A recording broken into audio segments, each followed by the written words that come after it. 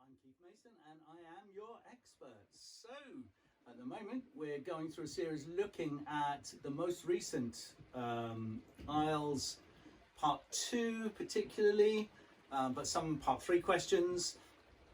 So this is to give you a heads up on what is happening right now. So if you've got your exam in the near future, you need to listen to this. Also, it's going to give you lots of words that will be helpful for you in the future anyway. So the topics on IElTS, the topics never really change that much. There's a sort of a basic area of topics and they'll talk about those topics, change them just a little bit, tweak them, just change them slightly. So it's always these sessions will always be relevant. You'll always be able to use them. You can never guarantee on what is going to be said in the IElTS exam because they change it all the time. They're constantly changing the way they ask the question so that people will not learn an answer. And this is what I've stressed to you over and over again. You mustn't learn answers.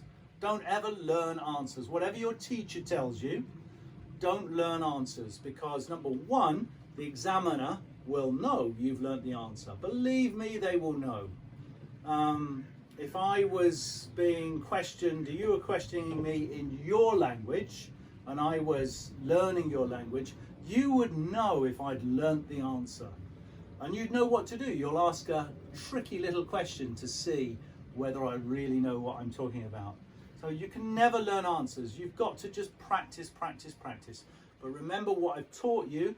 You can learn some stories and get very confident at telling your stories and bring those into your answers. And that is called the story bank. That is my idea, the story bank. So go back and have a look at my videos and watch that video on tricks and cheats. It will really help you. So today the topic, describe a plan in your life. So it's looking ahead at a plan in your life, something you're going to do in the future. And sometimes these topics will be about the past, and now this is one that is getting you to talk about the future. So on the basic level, it's checking your grammar to see if you can move into different tenses, the past tense, the present tense, and the future tense. So they're checking your grammar levels, but obviously it's within that is checking your vocabulary and your fluidity in speaking, how fluid you are. So describe a plan in your life. You should say what it is, what the plan is, why you have it, why you need to achieve it, how it should be solved, and say how you will feel if it succeeded. So if your plan succeeded. So this is quite a nice one. You're going to talk about something very personal to you. So that's a big advantage. It gives you a chance to be emotional, maybe. And that's something you should always try and do. Try and bring emotion. I know I've said before, the examiner will have sat and listened to so many people just robotically telling their stories. If you can put some emotion and some feeling into what you're saying, it will go a long way to improving your score. A long way. Okay? So, so saying what your plan is, why you have that desire, that plan in the future, that ambition, your ambition, the goals in your life in the future, the goals to succeed in this area. Why do you have that? What you need to achieve it. Okay, so maybe you need to go to university, maybe you need to study hard, maybe you need to work hard, maybe you need to take an apprenticeship with a company. That's so where you're learning a trade inside a business. So you're working, you're getting paid, you're learning a trade. This is called an apprenticeship. How it's going to be solved. So how you're going to solve solve the plan in your life. How you're going to make it succeed, really. And say how you will feel if it succeeds. Okay, let's have a look at some of the vocabulary.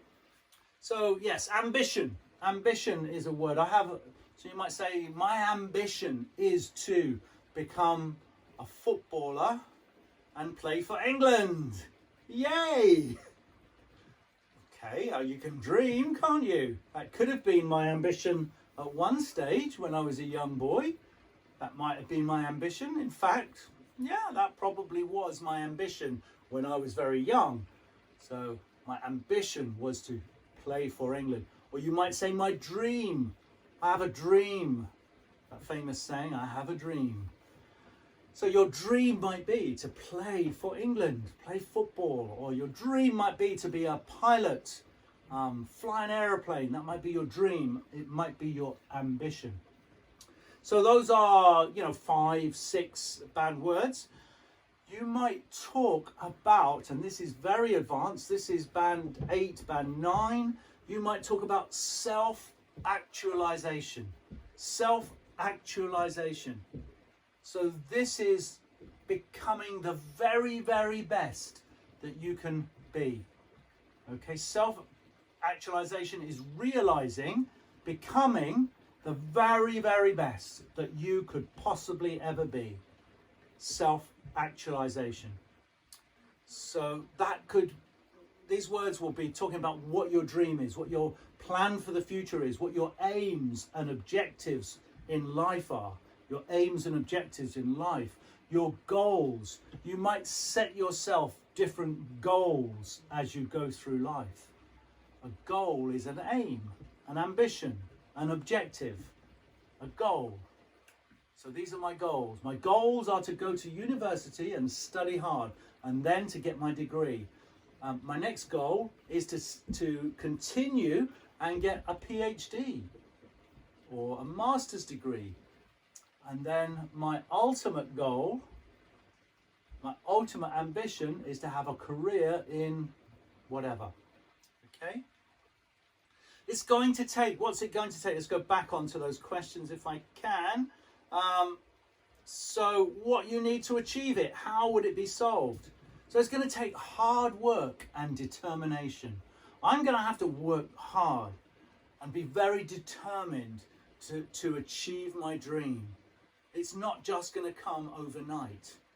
It won't just appear overnight. I will have to work very hard to achieve my dream, to achieve my ambition. Okay, so I need to be very determined and very focused on what I want to achieve.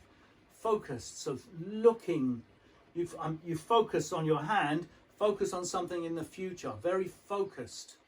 So that you're looking to what you want to achieve and you're not looking anywhere else. You're very focused on it. Okay. You're going to have to avoid procrastination. Procrastination is a lovely word. What is it? What does procrastination mean? It means doing something that you want to do rather than something you should be doing. Procrastinating. So you need to avoid procrastination.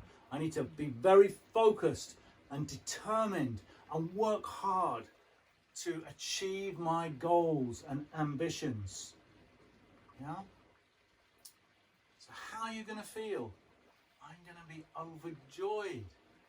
overjoyed when I achieve my ambition.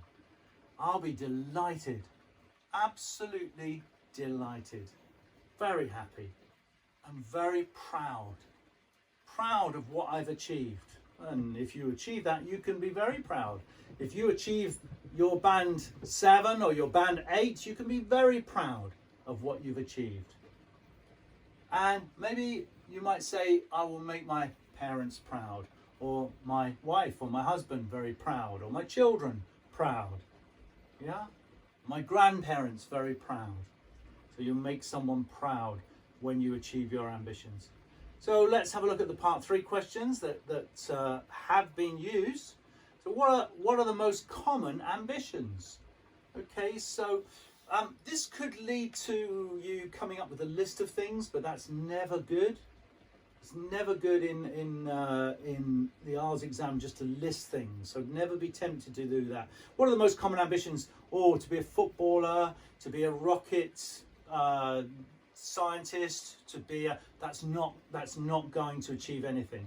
So you need to discuss common ambitions. So you might talk about, well, a lot of people like sport, and so one of the most common ambitions is to achieve the top in their own sport. That might be how you approach that. Next question, should parents encourage their children to have ambitions? So remember, however, so you could say, yes, it's really good to push your children on, to encourage them, to motivate them to do well in life. However, if you push them too hard, they will never have a childhood, and they may not enjoy their childhood, and they may become very stressed, and it might negatively affect their health. So you might remember that, however. Should parents interfere with their children's ambitions? Tell them what they should be doing? So I'm sure you have opinions on that. You might, and again, it's a however. Yeah, you're going to look at both sides. Yes, well, in some cases it's a very positive thing because parents know more than their children. However, it might push children to do something they don't really want to do. Maybe how you approach that. Do you think ambitions change as you get older? Yes, of course they do. I don't think there's a however in this one. I think that's a fairly obvious yes, and so but the examiner clearly wants you to expand on that. So how do they change? So when you're younger, you can talk about the different tenses here. In the past, when I was young, I used to want to be a footballer. I used to have an ambition of being a pilot. But as I grew older, that changed. As I went to university, I decided when I got much older, my ambitions changed again because all I wanted was peace and quiet. So you're talking about the different changes in your life. So you might talk about success, money, having a large house, top job, having responsibility, maybe your ambitions, or might be what other people's common ambitions would be: to be successful in life, to be rich, to have a big house, have a top job, have big responsibility. But then as they get older, that changes and people want to downsize, go to a smaller house, and all of their ambitions change. When we're talking about parents encouraging the children, we might talk about guidance, parents guiding their children, but also pressure. But parents are a big influence on their children. Parents can be a big influence on their children. So maybe better that parents guide their children through influence. And as you get older, your outlook on life changes. Your priorities change. You have different priorities in life when you become older. So that's going to affect how your ambition changes as you get older. Okay, so there's some great words there to help you if you get this topic, and I hope you do, and you will sail through it. But remember to use that story bank if you can, and try and bring it in to give you that fluency and confidence. Hope you've enjoyed this, and I'll see you next time. Bye-bye.